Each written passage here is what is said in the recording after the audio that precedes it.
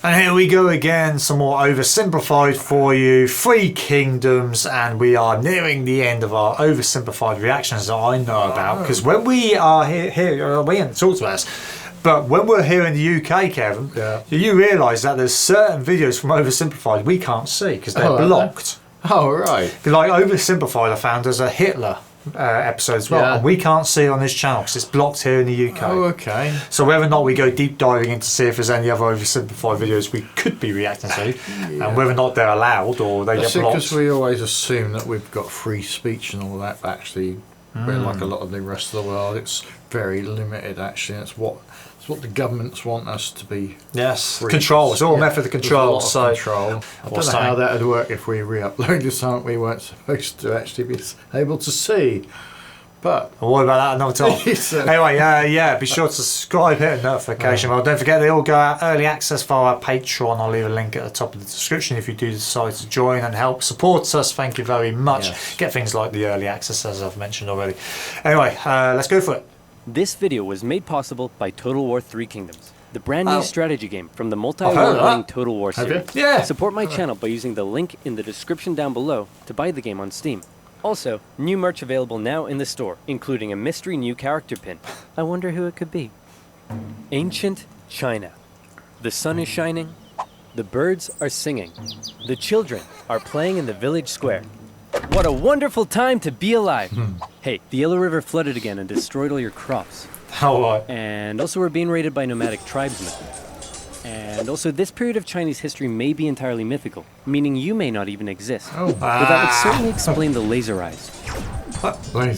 Chinese civilization began around the year 2000 BC when the possibly mythical Xia dynasty was formed. Throughout China's history, dynasties would usually rise up with a powerful leader who worked for the good of the people. But over time, the leaders would become more corrupt and self-serving. Someone would inevitably build a lake of alcohol, and the angry populace would overthrow them, giving way for a new dynasty to rise. Following this pattern, the Xia dynasty was replaced by the Shang, who liked bronze and writing, but then the leaders got corrupt, and were replaced by the Zhuo, who liked iron and philosophy. But that one sort of just fell apart, and was replaced by the Qin, who liked building walls and people made out of rock. But they were pretty tyrannical from the start, and were quickly replaced by the Han, who liked creating new trade routes and getting in touch with their emotions. In line with this pattern, the Han dynasty came about under the strong and popular leadership of Emperor Gaozu. The dynasty remained firmly in place for over 4 centuries and was considered a golden age in Chinese history, developing new forms of art, political thinking, technology. Oh, looks like all the leaders got corrupt. See, probably the biggest problem in ancient China's political system that allowed so much corruption to come about all the time was a little something called court culture. That's always like Let me explain. Imagine for me, if you will, that you are the son of the Chinese emperor. Hooray! Now, apart from how weird it is that you have a ton of stepmoms and many of them would like to kill you, and also all of your friends are middle-aged dudes with no dongs, life's pretty alright. One day, your father says, "Son, I know our relationship hasn't been the best, and I've never said this before, but I just want to let you know that I love you." Oh no, I'm having a heart attack! Look at you. Now you're the emperor. I'm so proud of you. But wait, you are but a child and have no idea how to rule over a massive empire. Fret not, because just about everyone in your court wants to help you out with that. Hey man, remember me? I'm your mom's bro. Anyway, I heard you needed someone to rule over China for you. I mean, to help you rule China. So hey, here's a popsicle. I hope we can get along. No way, man. We've been your friends and your personal caretakers your whole life. And even though we may have no dongs, I think you should give us all the power to rule China. I mean, help you rule China. So who will you be influenced by? Your scheming uncle or your loyal eunuchs? And towards the end of the Han dynasty, a string of child emperors allowed more and more power to fall into the hands of the eunuchs. Oh no, now they're scheming too.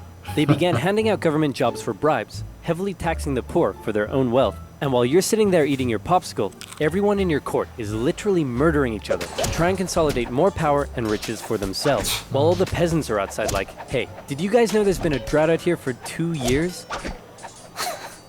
Guys, obviously the people weren't too happy that while they were struggling to survive, they were also being heavily taxed so that the eunuch faction could all have rockin' mansions, complete with swimming pools and Alexas. So finally, when a self-proclaimed Taoist wizard came along and was like, you know whose fault it is that we're all out here starving? It's the emperor and his posse. They've lost their mandate from heaven, and the imperial family must be destroyed with an unrelenting, You're always gonna get that, aren't you? You see that. Also, check this out. Huh? Can you tell what it is yet? Ta-da! It's a little But you see kitty them, cat. don't you? Slaves or Look at her normal little ears. citizens The in people loved his poverty, and then political they've philosophy. had enough. He promised them land reforms, and his followers It grew in number. happens in They every began arming country over themselves some and wearing time, yellow doesn't it? turbans. And they also developed a really catchy slogan. In the year 184, the Yellow Turban Rebellion broke out across China, with millions rising up against the Han Dynasty, and the imperial government in the capital city freaked out. With all their internal bickering, they were completely unprepared and unable to deal with such a huge rebellion. So they were forced to call on independent warlords from across the empire to help them deal with They the got situation. greedy, didn't they? Some They were big taxing names too took much. part in the Yeah. fighting. Not listening to the I'm talking people. the likes of the great Cao Cao, the tyrannical Dong Zhuo, Liu Bei, Sun Jian, and many other Chinese names I am definitely not pronouncing correctly. These warlords crushed the rebellion in their own respective regions, and with casualties in the millions, the Han Dynasty breathed a huge sigh of relief. But what they didn't Nearly realize killing is that by people relying on there, the yeah. warlords and their Yeah. armies, they had Well, 'cause essentially they're diminished protesting their own and they're central being control of the starved to empire. death. And many of the warlords now held the power to act almost completely independently and rule over their own local regions themselves. Back in the capital, the emperor and his son were having a little chat. Listen, I know we've had our ups and downs, and I spend all of my time with your many smoking hot stepmoms instead of you. But what say you and I finally go on a little fishing trip together this weekend? Oh no, I'm having a stroke! And yet another child emperor was on the throne. This time, however, instead of the eunuch faction gaining even more power, this child emperor's uncle became his regent, who also just so happened to be the head of the imperial army, He Jin. Man, I hate those sneaky, lying, cheating eunuchs. Hey warlord Yuan Shao, what should we do?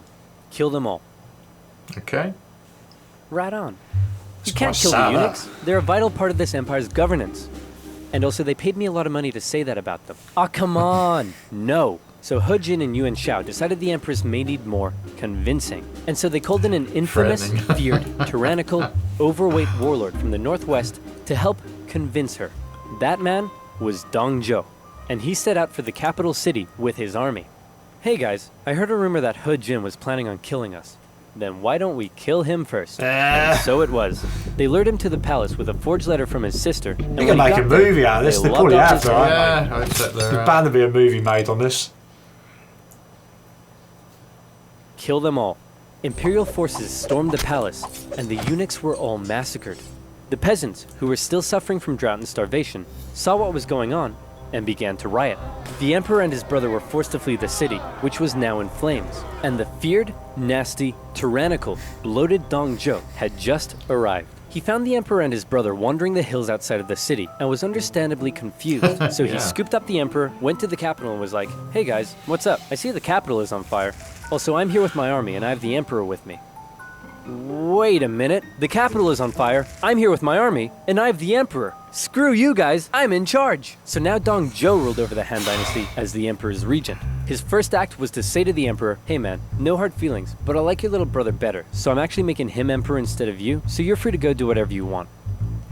Actually, yeah, that feels better. Dong Zhuo ruled with an iron fist, and he did whatever the flip he wanted. He made absolute decisions himself, showing no regard for the monarchy. He had his opponents or those who disagreed with him killed. He broke protocol, doing things like Oh, keeping before he his was sword going when to come in approaching and the be emperor, nice. It's like on the wearing opposite. shoes Yeah. in the court, sleeping in the emperor's bed, and worst of all, he would walk in the presence of the emperor. You were meant to trot. The other warlords around the empire hated him, and so they said, "Something needs to be done about this guy. What say we form a coalition and oust him?" Another And one. it was agreed. Yeah. Warlords from across China, their armies amounting to 100,000 men, allied together against the tyranny of Dong Zhuo. Yuan Shao's coalition consisted of some of the nation's most capable leaders, including his half-brother Yuan Shu, the great Cao Cao, and Sun Jian. But Dong Zhuo had an ace up his sleeve. His protege and adopted son, one of the most skilled and feared warriors in all of China. It's Lu Bu. This guy was a beast of a man. He never lost a duel, and no other warlord dared challenge him to one. He was also famous for betraying just about every warlord he ever fought for, something that Dong Zhuo didn't seem too concerned about. The coalition attacked Dong Zhuo in Luoyang, and in particular, Sun Jian's forces inflicted a heavy defeat against him, and he was forced to flee to the city of Chang'an. After this initial success, however, the war entered into a stalemate. The warlords in the coalition realized it was going nowhere, and also they all secretly hated each other, so they all went home. Dong Zhuo was safe, until... Legend has it that a government official in Chang'an had a daughter who was hot, super hot. He invited Lu Bu to his home and promised Lu Bu that someday he could marry his daughter. Then, he invited Dong Zhuo to his house and did the exact same thing. Dong Zhuo was so smitten that he insisted on taking her as his concubine immediately. And when Lu Bu heard the news, he was pretty unhappy. There you go. Hey man, Yeah. aren't you worried that you stole Lu Bu's girl and betrayal is like his personal hobby? Lu Bu? Betray me? No way, man. Never gonna happen. Ah, crap. Lu Bu, along with other government officials, assassinated the tyrannical Dong Zhuo. Then they left his body burning in the streets. Some sources say he was so fat and oily, he kept on burning for days.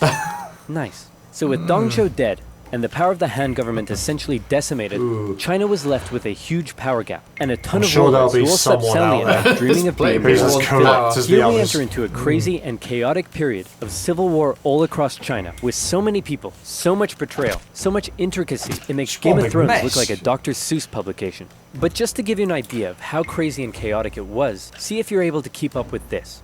Are you ready? Nope. Here we go. Here's a rough map of the warlords throughout the Han Dynasty at the time. Wow. Half-brothers Yuan Shao and Yuan Shu were both in a power struggle for who would become the figurehead of their family. Yuan Shu made alliances with warlords in the north, along with Sun Jian, the guy who defeated Dong Zhuo. Yuan Shao also made alliances with Liu Biao in the south and Cao Cao, who was an amazing strategist and general. All of these warlords began fighting each other. Cao Cao began building his own Right, so strength by twist subjugating there, nearby haven't remnants of the Yellow Turban Rebellion into his own forces. Down south, things weren't going so well for Sun Jian, as he was killed in an ambush. So Sun Ce took over. Oh, Then God. Yuan Shu got pushed back to the river Huai, so he ordered Sun Ce to take the territory of warlord Lu Kang. Then Sun Ce went off to capture territories in the east for himself. Cao Cao's family lived in this province over here. One day, they were murdered. Oh no, Cao Cao held the province's governor responsible, and so he launched a cruel invasion in which he pillaged cities and murdered over 100,000 civilians. Oh. The governor sent out a call for help, and a very popular, likable warlord by the name of Liu Bei came to his aid. However, while Cao Cao was away fighting, a rebellion was staged against him in his home province by none other than it's Lu Bu. Cao Cao again. rushed home and defeated Lu Bu, who fled to the east, which by now had been inherited by Liu Bei. Then Lu Bu, surprise surprise, launched a rebellion against Liu Bei, who fled to Cao Cao. Together, Cao Cao and They're Liu Bei never would happy go on unless to they're invade fighting, and are they? defeat Lu That's- Bu. yeah, Lu Bu most offered other to join Cao countries Cao, are- and Up, Cao down, Cao left, considered right, it. But his advisors were like, no way, man, this guy's betrayed literally everyone he ever worked for. And so boohoo, Lu Bu was executed. Next, Cao Cao No. convinced the emperor to move in with You him. can't do that. Poor Lu Bu.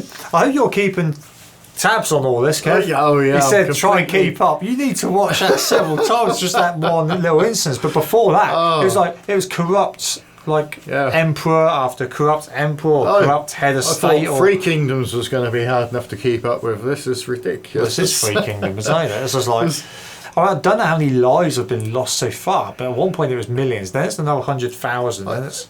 I feel really sorry for the normal people because these soldiers go along and kill half the normal people and take over the area, and then someone else comes along and kills another half of the normal people.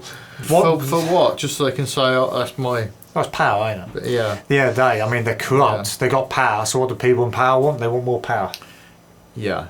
That's basically what it's always kind of been, isn't it? So That's it's not just certain, I money, but- suppose. Like as wars went on, they got bigger and bigger, and that's why we really don't want too many wars nowadays. So because they're we've had enough of wars, bad.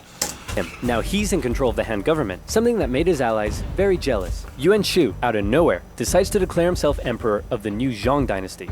Nobody liked that. His allies cut ties with him. The imperial government ordered everyone to kill him. He tried to flee to his brother Yuan Shao, but died of illness on the way. Sun Ce took over his territory and then got assassinated. So his brother, Sun Chen, took over. Liu Bei turned on Cao Cao, but got obliterated and was forced to flee south.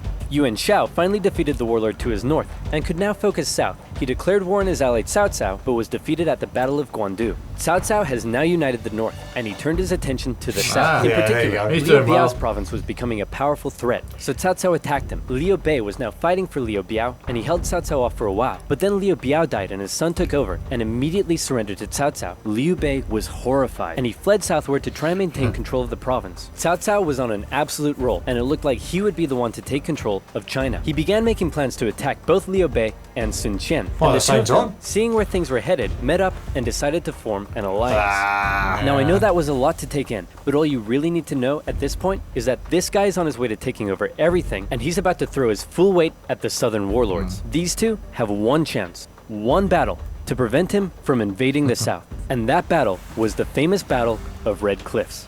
To take the south, Cao Cao would need to control and cross the mighty Yangtze River. He had over 200,000 men to face against Liu Bei and Sun Qian's combined force of 50,000. How would they stand a chance when they were so outnumbered? Legend says most of Sun Qian's advisors pleaded with him to surrender, but then he smashed up a table and they all backed down. Luckily, Cao Cao's forces were ravaged by disease and exhaustion, and his northern soldiers weren't too comfortable on ships. So when Cao Cao sailed down the river and the two sides met for an initial skirmish at Wulin, Cao Cao was unable to inflict a defeat against the allies. Then one of Sun Qian's men came up with a very sneaky plan. He sent Cao Cao a letter pretending that he and others wanted to defect to his side and offered to bring him some of Liu Bei and Sun Qian's finest ships. Little did Cao Cao know, however, that those ships were full of flammable reeds. As they approached his fleet, they were set alight and destroyed his ships in camp. Seeing the situation as hopeless, Cao Cao ordered a difficult retreat to the rain and marshlands, during which more of his men fell to illness and disease. The underdogs had won, and Cao Cao would never again have another chance to take the south. Following that, the three warlords took some time to finish off some smaller competitors in their own regions, and by the year 214, China looked a little bit like this. Wow. Cao Cao continued to try to penetrate the southern regions, but had no success, and even lost the Hanzhong region to Liu Bei in 217. The former allies eventually fell out over who should own this territory here, with Sun Qian coming out on top. In 220, Cao Cao died of a head disease and was replaced by his son, Cao Pi. Cao Pi convinced the Emperor of Han to abdicate, and then proclaimed himself the Emperor of the new state of Wei. Liu Bei followed suit, declaring himself the true Emperor of Shu Han. And a few years later, Sun Qian joined in the fun and declared himself Emperor of Wu. And so now you have a number of kingdoms in China. How many? Count them. 1, 2, 3. 3 kingdoms. Except, actually, they weren't kingdoms, they were dynasties. And when the 3 kingdoms finally formed, not a whole lot happened. For the next 3 decades, they continued to engage in combat, but it almost always ended in stalemate, and nobody really got anywhere. So how did it all end? Did Cao Cao's descendants eventually realize his dream of unifying China? Not quite. Instead, the 3 kingdoms became victims of the usual problems that plagued Chinese dynasties. In Wu, Sun Qian's descendant became a tyrant, who was more interested in spending time with his concubines than governing. In Shu Han, a powerful, corrupt eunuch faction rose up, and by now we all know how that ends. And in Wei, a string of young emperors gave way for a powerful family, the Sima clan, to take control of the dynasty's government. This Sima clan recognized the weak state Shu and Wu had been reduced to, and so they began making plans. I've just received this letter that says Wei is planning to attack us. Should we make preparations for war? Nah, it's probably nothing to worry about. Let's do absolutely nothing. Sounds good to me. Wei launched a full-scale invasion into Shu, which fell within a year. Then Sima Yan forced the Wei emperor to abdicate and proclaimed himself emperor of the new Jin dynasty. In the year 279, Jin launched an invasion of Wu and finally unified China in the year 280. The pattern of rising and falling dynasties, division, and reunification would continue in China for centuries to come. Right now you may be asking yourself, but wait a minute, what would have happened if Cao Cao had his way and unified China? Or what if Lu Bu never assassinated Dong Zhuo and he continued to rule over the Han dynasty? What about if one of these smaller warlords had risen to the top? Dang it, what if I want to be a warlord during the downfall of the Han dynasty? Whoa, partner, calm down, because now you can. This video is brought to you by Total War 3 Kingdoms, a brand new strategy game that combines a gripping turn-based campaign of empire building, statecraft, and conquest with stunning real-time battles. Now, cue the music. I think I need to download that music. So I've got to see where he gets that from. But anyway, as far as the episode goes, yes, became one kingdom. Yeah. Pretty much, naturally. Of course, as we know. I wonder where we had no clue what the 3 kingdoms was about at the start of this episode. We didn't really talk about it, did we? And I was like, it showed you quite quickly what it's all going to be about. Really. It's just about loads of different areas and major conflicts against each other over many centuries, and then eventually it becomes 3 of them all in conflict against each other. Yeah, for a moment there, they had a bit of a respite. I mean, they're like all one at the minute, but I know from like the news and things, they're quite sort of... They're in the news a lot. They're sort of kind of pushing everyone, aren't they? Or trying to have little fights here and there, or big fights here and there. They're just... So maybe that's all stemming back from all this. You just knew Lu Bu was not going to do nothing. Yeah, I cannot remember the one that he assassinated when he took that girl that he was promised to have. But you just knew. I mean, Lu Bu, the warrior that never lost a battle. That's a shame. Poor Lu Bu.